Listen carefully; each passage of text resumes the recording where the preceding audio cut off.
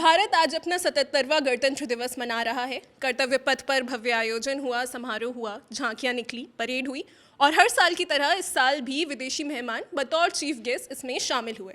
लेकिन इस बार जो विदेशी मेहमान शामिल हुए थे वो कुछ ज़्यादा ही खास हैं। तो कौन थे ये विदेशी मेहमान? यूरोपियन कमीशन की प्रेसिडेंट अर्सुला वैन डर लेयन और यूरोपियन काउंसिल के प्रेसिडेंट एंटोनियो कोस्टा। तो यूरोपियन कमीशन और यूरोपियन काउंसिल, ये जो दो बॉडीज़ हैं, ये ईयू यानी यूरोपियन यूनियन की पॉलिटिकल और एग्जीक्यूटिव बॉडीज़ हैं। तो सबसे पहले ईयू क्या है ये समझ लेते हैं। ईयू यूरोपीय देशों का 27 देशों को मिलकर बना एक ग्रुप है। आप अपनी स्क्रीन पर देखिए, इस वक्त आपको ये मैप दिख रहा है। ये ईयू के जो देश हैं उनका मैप है। जितने भी कलर्स वाले देश हैं वो सब ईयू के सदस्य हैं, और जो सफ़ेद रंग से जो देश दिख रहे हैं वो ईयू के मेंबर नहीं हैं। तो ब्रिटेन इसमें खास है क्योंकि ब्रिटेन पहले ईयू का मेंबर हुआ करता था, फिर कुछ साल पहले उसने खुद को ईयू से बाहर कर लिया। इसके अलावा फ्रांस, जर्मनी, पोलैंड, स्वीडन, ये सब इम्पॉर्टेंट पावर्स हैं और ईयू की मेंबर्स भी हैं। तो ईयू इम्पॉर्टेंट क्यों है? ईयू यूरोप का एक तो सबसे बड़ा ग्रुप है जिसमें 27 देश यूरोप के शामिल हैं। काफ़ी पुरानी एग्जीक्यूटिव बॉडी है, ये पॉलिटिकल बॉडी है। और इसके अलावा इकोनॉमी के नाते भी ये पूरा जो ग्रुप है ईयू, ये काफ़ी इंपॉर्टेंट बन जाता है। ग्लोबल इकोनॉमी का जो 1/6 हिस्सा है वो ईयू की इकोनॉमी से बना है, तो इस नाते भी ये ग्रुप काफ़ी ज़्यादा इंपॉर्टेंट है। इसके अलावा क्योंकि यूरोपीय देश हैं सारे, कई यूरोप की बड़ी पावर्स इसका हिस्सा हैं, फ्रांस हो गया, जर्मनी हो गया, इटली हो गया, तो उस नाते भी ये यूरोपियन यूनियन जो है ये कई वैश्विक मुद्दों में और वैश्विक अर्थव्यवस्था में भी अहम भूमिका निभाता है। अब जो हमारे दो मेहमान अर्सुला वैन डर लेयन और एंटोनियो कोस्टा इंडिया आए हुए हैं, तो उनके इस दौरे का मकसद क्या है और वो क्यों खास है ये दौरा, इसके लिए हमारे साथ एलटी शो के प्रोड्यूसर मुरारी त्रिपाठी जी यहाँ मौजूद हैं। वो हमें समझाएंगे कि ये विज़िट क्यों इम्पॉर्टेंट है और इसका उनकी ये जो विज़िट है इसके क्या अर्थ निकाले जा रहे हैं। देखिए, जो सबसे इम्पॉर्टेंट बात जो है इस पूरे दौरे में वो ये है कि भारत और ईयू के बीच जो प्रस्तावित ट्रेड डील है, जिसके बारे में कहा जा रहा है कि वो कल अनाउंस हो सकती है, तो सबसे इम्पॉर्टेंट, सबसे बड़ा पहलू उसमें यही है कि भारत और यूरोपियन संघ के बीच में जो ट्रेड डील होनी है वो उसको किसी तरीके से फाइनलाइज़ किया जाए। बहुत सारी कंटेंशन के पॉइंट्स हैं, बट ऐसी जानकारियां सामने आ रही हैं निकिता जी कि ऑलमोस्ट सारे पॉइंट्स लगभग फाइनलाइज हो गए और 27 यानी कल इसका अनाउंसमेंट हो सकता है। और ये इम्पॉर्टेंट क्यों है? क्योंकि आप देख ही रहे हैं कि सेकेंड वर्ल्ड वॉर के बाद से अमेरिका और यूरोप ट्रेडिशनल अलाइज रहे हैं। मतलब चाहे वो डिफेंस का सेक्टर हो, चाहे वो टेक्नोलॉजी सपोर्ट की बात हो या फिर ट्रेड डील्स की बात हो, दोनों का मार्केट खुला रहा है, दोनों ने आपस में ट्रेड किया है। अब जब हम देख रहे हैं कि जो सेकेंड जो इनका जो टर्म है प्रेसिडेंट ट्रम्प का, उसमें हम देख रहे हैं कि वो यूरोप के खिलाफ भी लगातार आक्रामक होते जा रहे हैं। अभी हमने देखा कि ग्रीनलैंड के मुद्दे पे उन्होंने कई सारे अपने अलाइज को, अमेरिकन ट्रेडिशनल अलाइज को लगातार बोला कि हम आपके ऊपर टैरिफ लगा देंगे। हालांकि अब बाद में पीछे हट गया, लेकिन ऐसी आशंका बनी हुई है वेस्टर्न यूरोपियन कंट्रीज़ में कि ट्रम्प कभी भी कुछ भी कर सकते हैं। तो एक बहुत बड़ा मार्केट जो यूरोप का है अमेरिका में, वो डिस्टेबलाइज हो सकता है। दूसरी तरफ हम देखते हैं कि भारत भी है। भारत का जो सबसे बड़ा ट्रेड अलाई रहा एज एन इंडिविजुअल कंट्री, वो ओवर द ईयर्स यूएस ही है। अगर हम आंकड़ों पे जाएं तो यूरोपियन यूनियन एक सबसे बड़ा अलाई बनकर हमारे सामने आता है। अराउंड हम 136 बिलियन डॉलर का हम उनसे ट्रेड करते हैं और अमेरिका से करीब 100 बिलियन डॉलर का। दोनों ही जगह हमें ट्रेड सरप्लस होता है।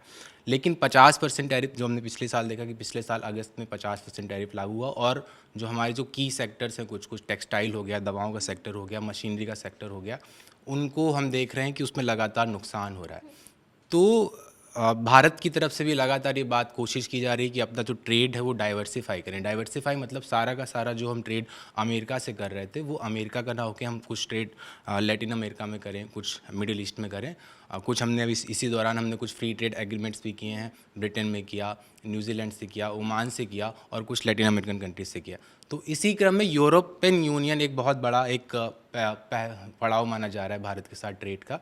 तो ये ट्रेड एग्रीमेंट दोनों देशों के लिए इसी संदर्भ में इम्पॉर्टेंट है कि एक तो अमेरिका के ऊपर की जो आक्रामकता है उसको हैंडल किया जा सके, और यूरोपियन यूनियन का कहना ये भी है कि चीन के ऊपर जो निर्भरता बढ़ रही है उसकी तमाम सारी चीज़ों में, वो भी भारत के जरिए वो कम कर सके। तो ये दोनों ही चीज़ें, मतलब ये दोनों ही पहलू मिलाकर भारत और यूरोपियन यूनियन दोनों ही मिलाकर ये करके ये कोशिश कर रहे हैं कि एक टैरिफ फ्री ट्रेड स्टार्ट किया जा सके, ताकि भारत की जो प्रोडक्ट्स हैं, जो अमेरिका में जो नुकसान हमको झेलना पड़ रहा है टेक्सटाइल के सेक्टर में या दवाओं के सेक्टर में, मैंने कुछ नाम लिख रखे हैं उसमें उसमें जैसे हम कहें कि मशीनरी है या पेट्रोलियम प्रोडक्ट्स हैं, उनका जो वहाँ पे हमें नुकसान हो रहा है वो हम जाके यूरोप की मार्केट में बेच सकें।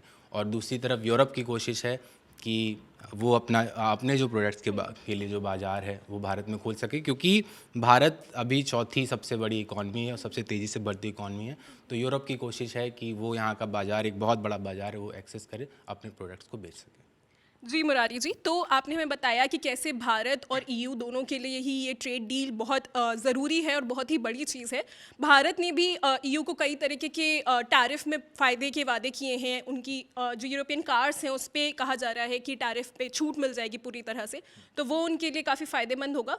तो फ़ायदा तो समझ में आ रहा है, ये बताइए कि इस पूरी डील में चैलेंज क्या क्या है भारत और ईयू के लिए, खासकर भारत के लिए, कि क्या नुकसान या क्या चैलेंजेस हैं? चैलेंज वही है जो अमेरिका के साथ जो ट्रेड डील पे बात जो फंस रही है कि भारत का जो एग्रीकल्चर सेक्टर है वो अमेरिका भी लगातार कह रहा है कि हमारे लिए आप इस एग्रीकल्चर सेक्टर को खोलिए, और यूरोप की कोशिश है कि वो भी इस एग्रीकल्चर सेक्टर को खुलवाए।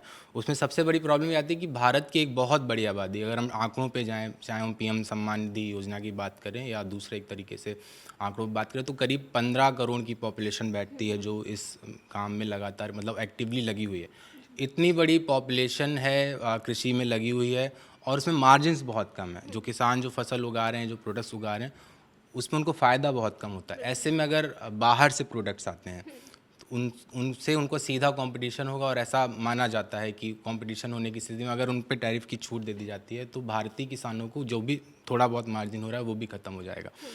लेकिन यहाँ पे एक बात कही जा रही है कि अमेरिका जो चाह रहा है वो ट्रेडिशनल प्रोडक्ट्स पर मार्केट को खुलवाना चाह रहा है भारत का, जैसे वहाँ का कॉर्न हो गया, सोयाबीन हो गया, या हम कहें कि मैंने कुछ पॉइंट्स और भी लिख रखे हैं कि एथेनॉल हो गया, कॉटन हो गया, इन सब के लिए मार्केट खुलवाना चाह रहा है। तो ये डायरेक्ट जो एकदम कोर जो भारतीय किसान है उन पे असर डालेगा, और ऐसा कहा जा रहा है कि कोई भी मतलब उसको पॉलिटिकली रिस्क नहीं लेना चाहता है कि अगर वो किसान नाराज़ हो गए तो वो आगे आने वाले चुनाव में वो रिस्क रिफ्लेक्ट कर सकता है, और वो बात की बात है, लेकिन पहला है कि उनको नुकसान होगा।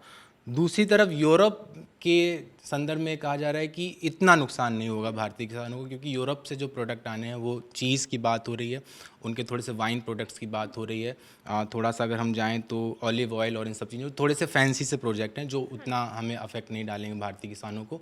तो ऐसा कहा जा रहा है कि वहाँ पे कुछ पॉइंट्स बचे हैं कंटेंशन के, बट यूएस के मुकाबले यूरोप के लिए भारत का कृषि क्षेत्र खोलना उतना नुकसान दे नहीं होगा। दूसरा जो एक बड़ी बात हो रही है कि ईवीज़ पे बात हो रही है या कार से बात हो रही है, और उन पर भी अभी मतलब ये फाइनल नहीं हो पाया है कि हालांकि मीडिया में ऐसे खबरें छप रही हैं सोर्सेज के हिसाब से कि भारतीय बाज़ार खोला जा रहा है यूरोपियन कार्स के लिए, लेकिन वो फाइनल नहीं है।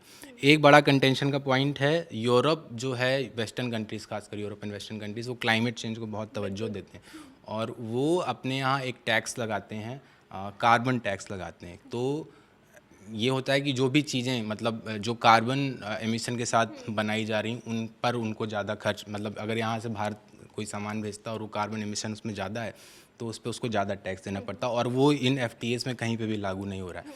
तो ये कंसर्न जताया जा रहा है कि अगर वो चीज़ अगर फाइनल नहीं होती है भारत के लिए, तो भारत का जो MSME सेक्टर्स है उसको थोड़ा सा नुकसान वहाँ झेलना पड़ सकता है।